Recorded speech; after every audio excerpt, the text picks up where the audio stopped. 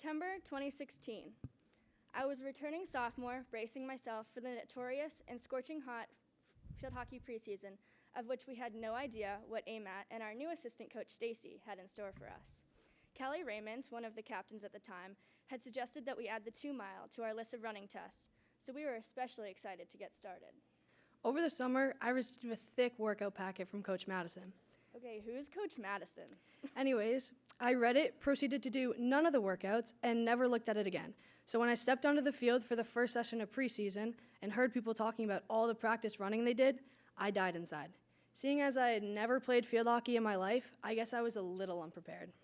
Meanwhile, I'd been playing field hockey all summer in preparation for the season, and although I had really bad shin splints, I was determined to power through and complete the 2-mile in a mere 16 minutes.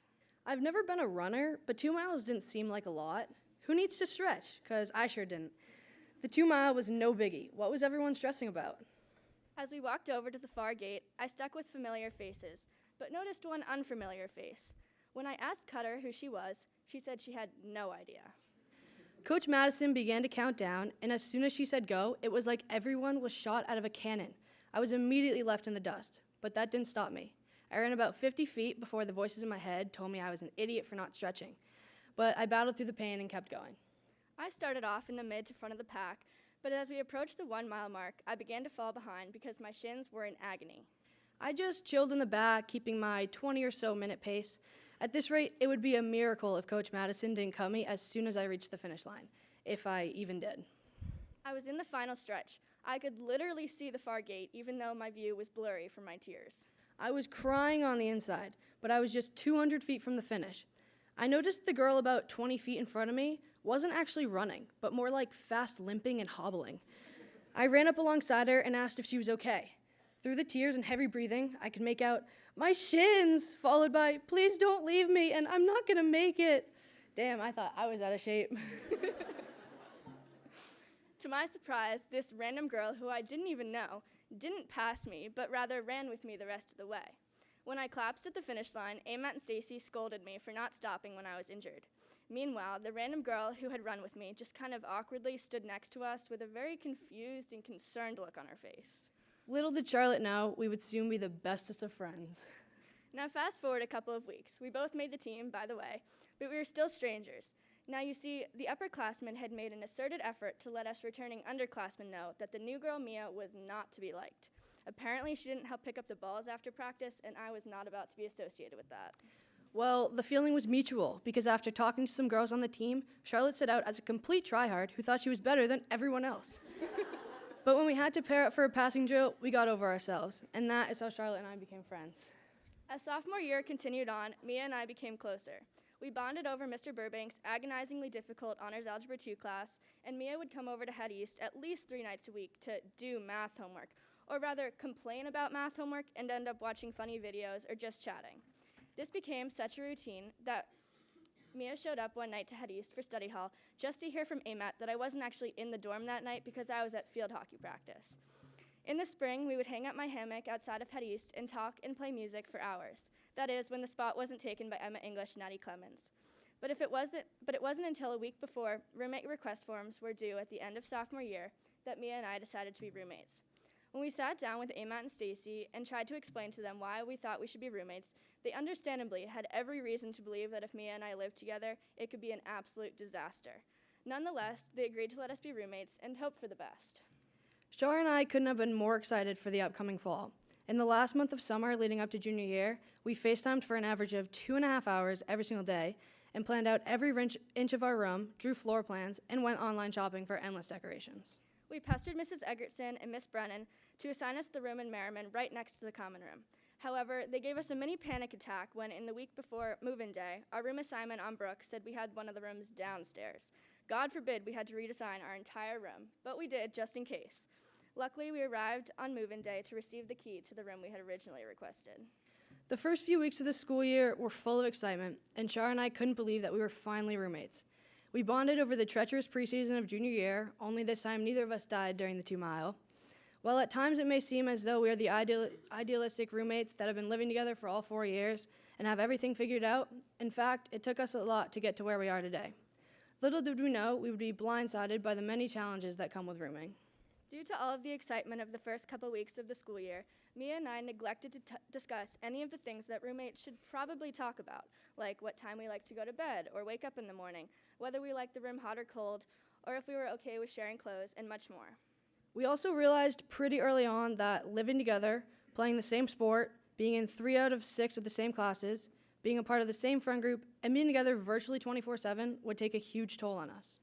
After everything quieted down, we began to easily get on each other's nerves and never communicated how we felt.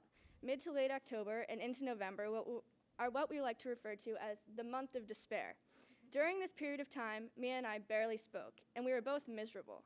We carefully tiptoed around each other, so to speak, basically avoiding any confrontation about our shared misery. To everyone else, we played it off pretty well, and only very few people knew what was going on. It wasn't until one night around 12:30 a.m. when we had our first breakthrough as roommates. I thought Shar was sound asleep.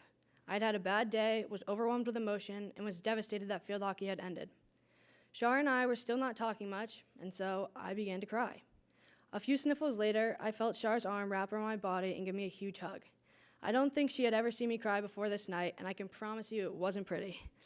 At this moment, Charlotte didn't even know why I was crying, and I'm pretty sure I did something that day to piss her off, so I was quite surprised, but also relieved to feel her holding me. Thanks to Shar, I made it through the night without drowning in my own tears. It was around 1 a.m. that we had a conversation about how we need to stop pissing each other off so much. We agreed that we needed to get back to the type of friends that we had become at the end of sophomore year. It was a small amount of growth for us in the midst of darkness, but it only mended our relationship in the short run. We came back from Thanksgiving break, and we talked more than before, but we both knew that there were still some rough patches that needed to be fixed. One of our biggest challenges as roommates came right after winter term. I had been chosen to go on exchange in Spain in March, and one of the girls from Spain would be staying in our room in Merriman.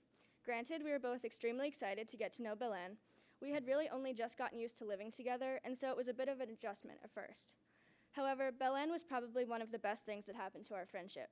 She took our attention off of each other and forced us to be a little more conscientious about our friendship. We were more aware of how we were treating each other and focused on making our new roommate feel as welcome as possible. Sing-alongs instantly became much more epic and hilarious, and the combination of me trying to learn as much Spanish as I could before leaving for Spain and Belen's adjustment with English brought so much more laughter to our small room in Merriman. One Direction was our safe music that we could all recite word for word, even with the language barrier. Needless to say, Belen fit right in with Mia and I. It's definitely true. Belen was the best thing that happened to us. Also, Charlotte going to Spain gave us some much-needed time apart to appreciate what we each had to offer. Not being together 24/7 allowed us to both understand that although we argue a lot, we couldn't imagine our time at Brooks without each other.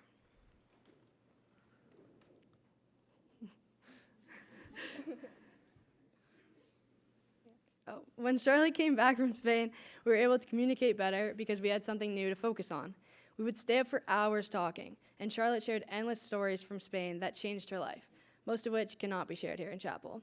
And we learned to just talk again. Little by little, we began to open up about things, and our relationship grew more than it ever had.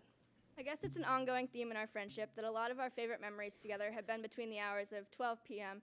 and 2 a.m.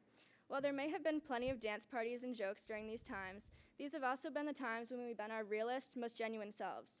It's where we share stories that not many other people know about, check in with each other to make sure neither of us is on the brink of a mental breakdown, but also where we cry about things and feel like the world is going to end, all while knowing that the other will probably make us laugh 5 minutes later. Here at Brooks, there are so many amazing people, but it's really just about finding your person that you feel completely comfortable opening up to and being yourself around. As you may or may not have figured out by now, Shar and I are very different people. So when Shar and I decided we would be rooming together, I knew I wouldn't be able to deal with the try-hard, bookhead brainiac, teacher's pet version of Shar. I needed a way to make her more laid back and less, well, try hard. I told her to let loose and be more open to failure. So when I saw an opportunity, I jumped on it. Early junior year, we had the 4 meetings where students who want to run for Student Gov give their speeches. On our way to the chapel, people, including Shar, were complaining about how Student Gov was stupid because kids don't actually do anything. Shar proceeded to say that if she was in Student Gov, she would get stuff done. So I suggested she should run. She looked at me like a concerned duck. How could I possibly run? I haven't written a speech. I haven't prepared. I rolled my eyes. I knew it was a long shot. We sat down in the pews and listened to about 4 people give their cheesy speeches, the last being the iconic, "Vote for Silva and you'll get the gold." How could anyone follow that? Miss Johnston proceeded to say that if anyone wanted to speak last minute, they could. I elbowed Char, looked her in the eyes, and said, "Wing it." She gave me another confused look as I pushed her off the pew and virtually volunteered her myself. I got up to the podium and spoke for a total of maybe 45 seconds. For those of you who didn't witness this monstrosity of a speech, those 45 seconds were filled with redundant statements literally repeating what all the other speeches had said, but with an unnecessary amount of stuttering and awkwardness. Needless to say, it was the most uncomfortable 45-second speech I've ever witnessed, and Char sat back down onto the pew and sank into a void of everlasting regret. And so, wing it ultimately became our motto. And while I'm usually the only one following it, Char tends to join in here and there. Through this motto, we remember not to take life so seriously. It's okay to chill out every once in a while and enjoy life as it is. Enjoy the journey, so to speak, as one of Mia's mantra bands says. High school is a crazy time, and we often get wrapped up in grades, tests, and college, but it's important to not get so stressed out all the time. Sometimes you just have to wing it. Deciding to put aside that one homework assignment to go down to the lake to watch that epic brook sunset will be so much more memorable in the long run than any math problem you decide to do. As cheesy as it may sound, Brooks does have one of the prettiest campuses, so take advantage of your time here at Brooks. While we have found many ways to enjoy our friendship, I guess you could say we still aren't exactly perfect. We have our differences, but the most important thing is that we each balance each other out and appreciate how important we are to each other. We can be extremely loud, whether that's singing at the top of our lungs or screaming and laughing about life, but we wouldn't be the dynamic pair that we are without it. So we thought we'd give you a raw snapshot of who we are today by sharing a couple quotes from the girls in our dorm. Lucy Adams says, "You guys are so close you fight like sisters, but in the best way possible." Loving and caring, sisterly and close-knit, Daeli. "You guys are like a married couple. You love each other, but at the same time, you hate each other." Catherine. You guys kind of seem like you want a divorce and you're really loud, Vivian. "Very loud, the big bang, hell and back when you enter the room, a lot of screaming." Leslie. It seems like you guys have been married for 50 years. You're like Callie and Arizona from Grey's Anatomy, like the weeks before they got a divorce, Anna. And my personal favorite, "Loving and volatile, established yet also made of sand. Like you guys have really established your love for each other, but if the wind blows, someone will die." Naima. So I guess maybe we still have some work to do. We've been through a lot together in the 3 short years that we have known each other, and even though it sounds like we have gotten nowhere since October of junior year, I can promise you this is the best it's been. But at the roots of our nuanced, complicated friendship is probably one of the closest friendships I've ever had in my life. There's something to be said for spending essentially every minute of every day together during the school year. They say that you make some of your closest friends in college for this very reason, but we were lucky enough to have something that special come 3 years earlier. So, to Mia, thank you for sticking by my side through thick and thin. Thank you for being my go-to person for anything and everything. I wouldn't have wanted anyone else as my partner in crime for the past 3 years. I'll miss you making fun of me every day and coming up with the best comebacks to everything I say. I'm not quite sure how you have put up with me for this long, but thanks for not strangling me, even though you've probably wanted to multiple times. Most of all, I can't thank you enough for bringing out the best in me. You've rubbed off on me in the best way possible, and I'm sure things would be a whole lot different if you hadn't shown me how to let my guard down every once in a while. I don't know what's in store for us ahead, but I can't wait to build upon the memories we've made together at Brooks. I hope the next phases of our lives only bring us closer together. Whoever gets to be your roommate in college is lucky as hell, and I'm gonna miss you so, so much. Enjoy the journey, bud. I just know I'll be there supporting you every step of the way." Charlotte Jane Marks, I love you so much. I'm so glad I met a friend like you. Coming to Brooks as a new sophomore, I feared so much that I wouldn't make any friends for being too weird or loud. But then I found you. You liked me for me, and I couldn't ask for a better roommate and friend. Thank you for being your crazy and hilarious self, and thank you for putting up with me these past 3 years. Cheers to trips to the lake to watch the sunsets, beach days, and Manchester photo shoots. Cheers to shredding the gnar together because I can't believe you're a pro. I'm so much better than you. To dance parties and driving karaoke, to forgetting how to fold your clothes and count to 10. I wish I could have been with you wandering the streets of Seville. Cheers to eating cake out of a shoebox at 10:30 p.m. and singing Spanish songs at the top of your lungs, jumping on my bed when the whole dorm has gone to bed. Cheers to every mental breakdown at 2 a.m. and open window arguments, and cheers to Feel Lucky for bringing me one of the greatest friendships I will ever have. I can't wait to see you accomplish everything possible up at Middlebury. No one deserves it more. Bundle up in those mountains and on that field. Show all those nerds that you are the best nerd. Thank you to Snuggle Buddies for keeping us sane, and thank you, Charlotte, for everything. I love you, I really do. So, find your person. Skip that homework assignment. Go to the lake and watch one of the most epic sunsets you'll ever see. Communicate with your roommates and close friends about what's going on in your life. Try new things and be open to new experiences and friends. And most of all, just wing it.